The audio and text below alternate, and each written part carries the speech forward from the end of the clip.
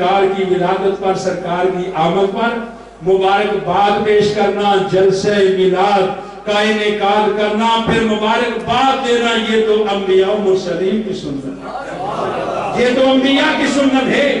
انبیاء جو ہیں وہ سید عالم صلی اللہ علیہ وسلم کی جلوہ گری کی مبارکیں دے رہے ہیں۔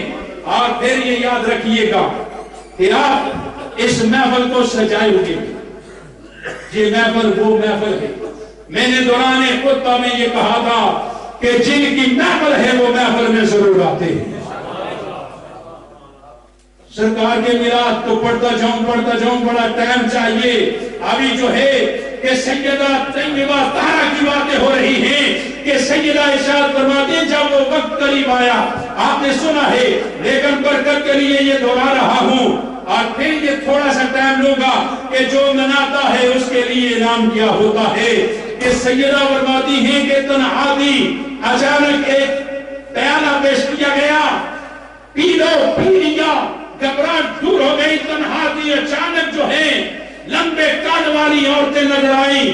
میں نے پوچھا کہ تم کون ہو؟ دروازہ کھٹکھٹایا نہیں، کیسے تم اندر داخل ہو گئی؟ ارشاد فرمایا کہ میں حوا ہوں تمہاری طیبہ، میں مریم ہوں تمہاری طیبہ بن کر آئی ہوں، میں بیگم فرعون آسیہ ہوں تمہاری طیبہ بن کر آئی ہوں۔ اور یہ جو ہمارے ساتھ عورتیں تو یہ نظر آ رہی ہیں، یہ جنت کی حوریں ہیں۔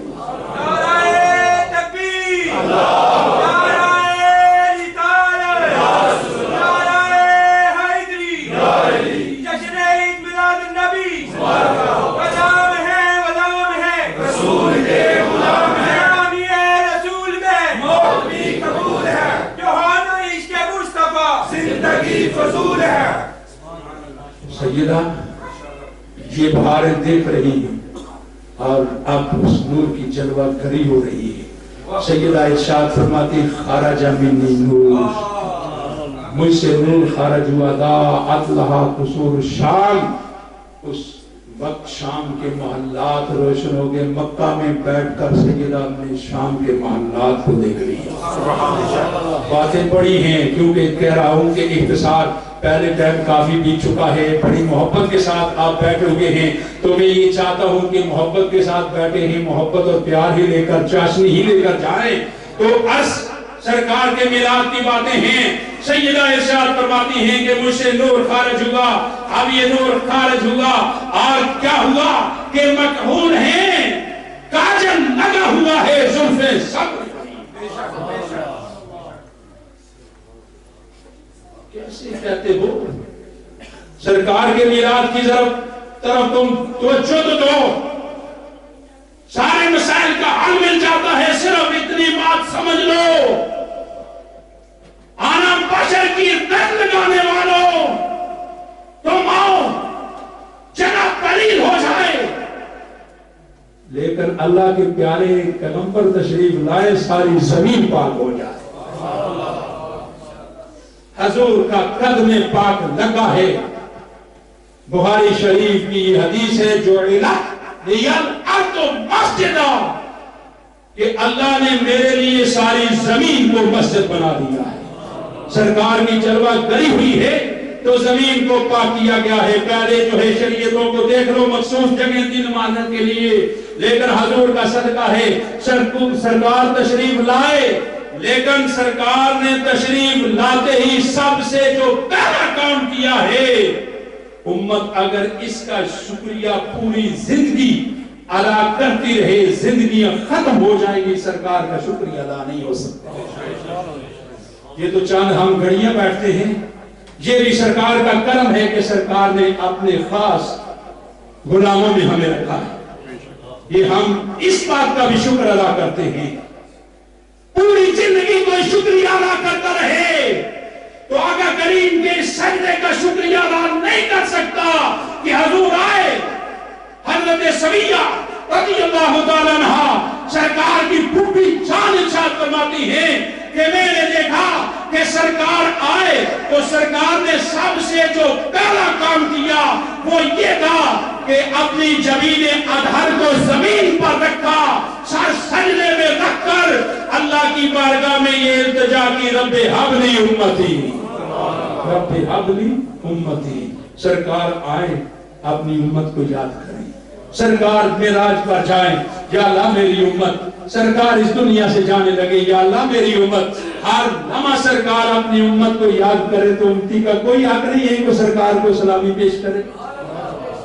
سب سے پہلا کام، اور پھر جو کہنا پڑتا ہے کہ بات بڑی لمبی بن جاتی ہے کہ 40 سال کے بعد پتہ چلا، یہ کچھ عقیدے کی باتیں بھی، کیونکہ آپ لوگ جو ہے نا اپنے پلے باندھا کریں۔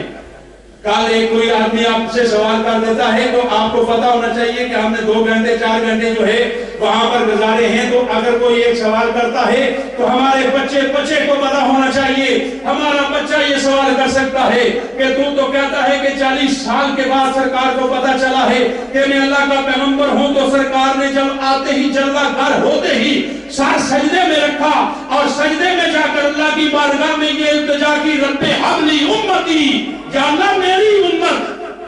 تو امت کس کی ہوتی ہے؟ امت رسول کی ہوتی ہے، پیغمبر کی ہوتی ہے۔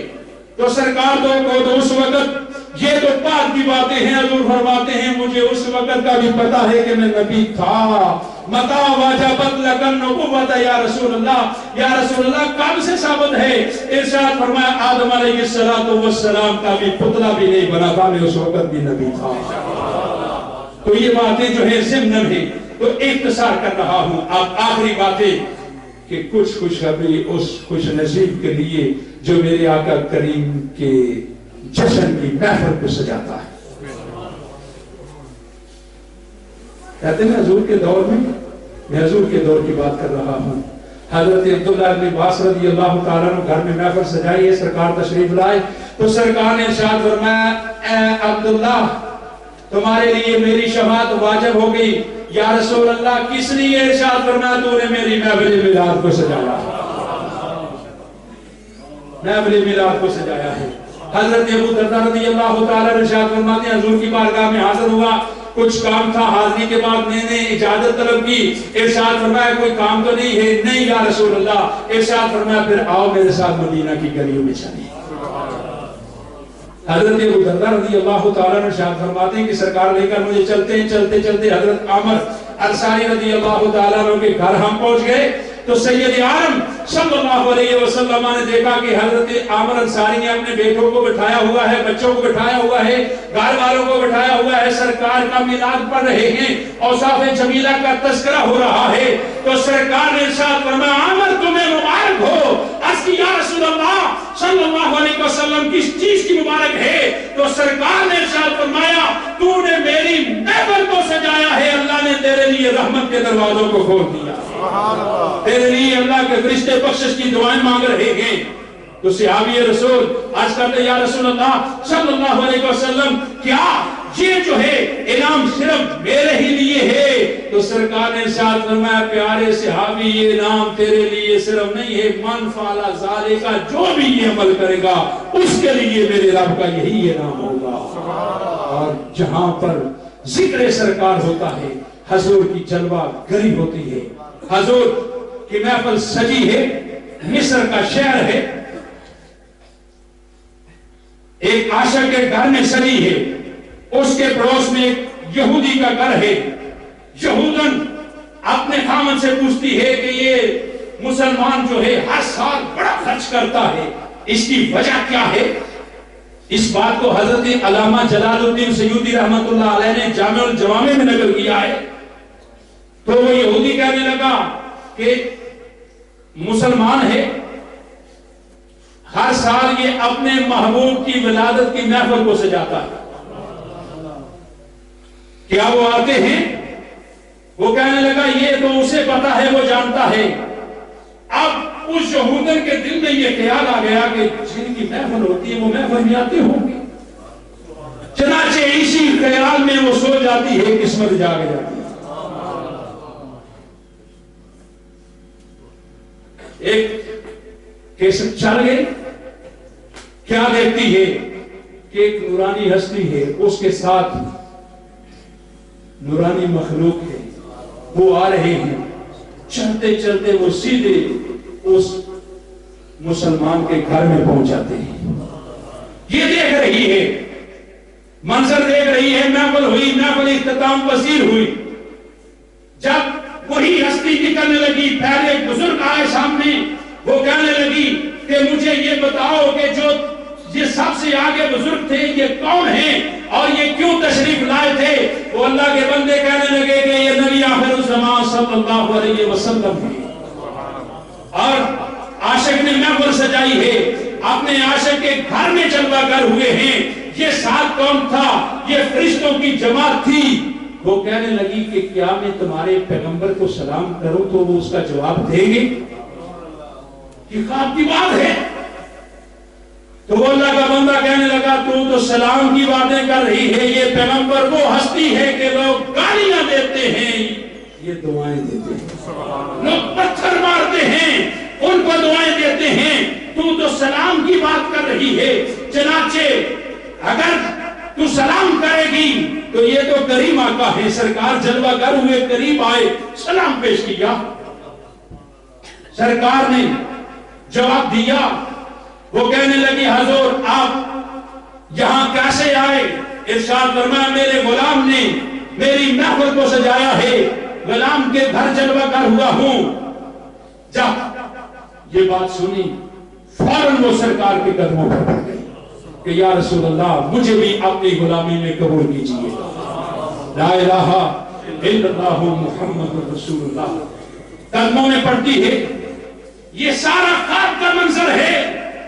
اس نے ارادہ کر لیا کہ جب صبح اٹھو گی تو جو بھی چیز میرے پاس ہے سرکار کے میلاد پر نچھاور کر دوں گی.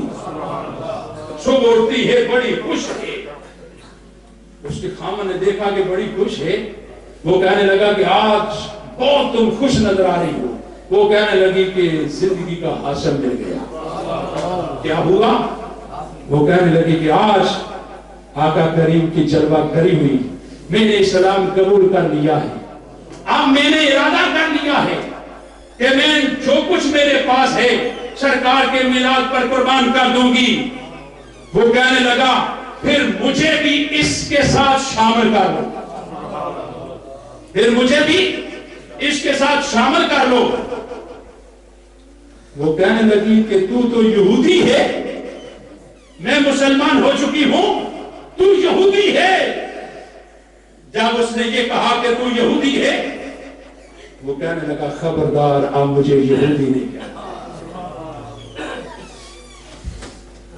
وہ عورت حیران ہوئی. وہ کہنے لگا کہ جس وقت تو نے میرے آقا کریم کی غلامی اختیار کی ہے میں بھی وہاں موجود تھا. تو نے مجھے تو نہیں دیکھا. جب تو نے اسلام قبول کیا ہے تو میں بھی آگے بڑھ گیا سرکار کی بارگاہ میں التجا کی یا رسول اللہ مجھ پر بھی کرم کیجئے گا. اب ہم مل کر میلاد منائیں. سرکار کے میلاد پر سرکار کی جلوہ گری ہوتی ہے اور جو اللہ والے ہیں وہ محفل میں سرکار کا دیدار بھی کرتے ہیں. وقت کے غوث امداد اللہ مہاجر مکی رحمت اللہ علیہ.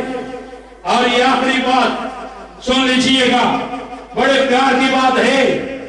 کون ہے امداد اللہ مہاجر مکی؟ یہ سارے دیوبند علماء کے بھی پیر و مرشد ہیں. اور آپ اپنی کتاب جو ہے حق مسئلہ میں، فیصلہ حق مسئلہ میں انہوں نے یہ ذکر کیا ہے. فیصلہ حق مسئلہ صفحہ نمبر 5، یہ نوٹ کر لیجئے گا. ابھی یہ ریکارڈ بھی ہو رہی ہے بات. فیصلہ حق مسئلہ صفحہ نمبر 5. حاجی امداد اللہ مہاجر مکی رحمت اللہ علیہ ارشاد فرماتے ہیں کہ میں خود محفل میلاد میں شامل بھی ہوتا ہوں اور اس کو ویسے برکت سمجھ کر اس کا انعقاد بھی کرتا ہوں. سبحان اللہ. حاجی امداد اللہ مہاجر مکی رحمت اللہ علیہ. یہ سند ہے. آپ بیٹھے ہوئے ہیں وقت کے بہت بڑے عظیم مفتی پیر سید دیدار علی شاہ، آپ کا یہ دور تھا. آپ خطاب کر رہے ہیں. حاجی امداد اللہ مہاجر مکی رحمت اللہ علیہ بیٹھے ہوئے ہیں. دوران خطاب حاجی امداد اللہ مہاجر مکی رحمت اللہ علیہ کھڑے ہو گئے.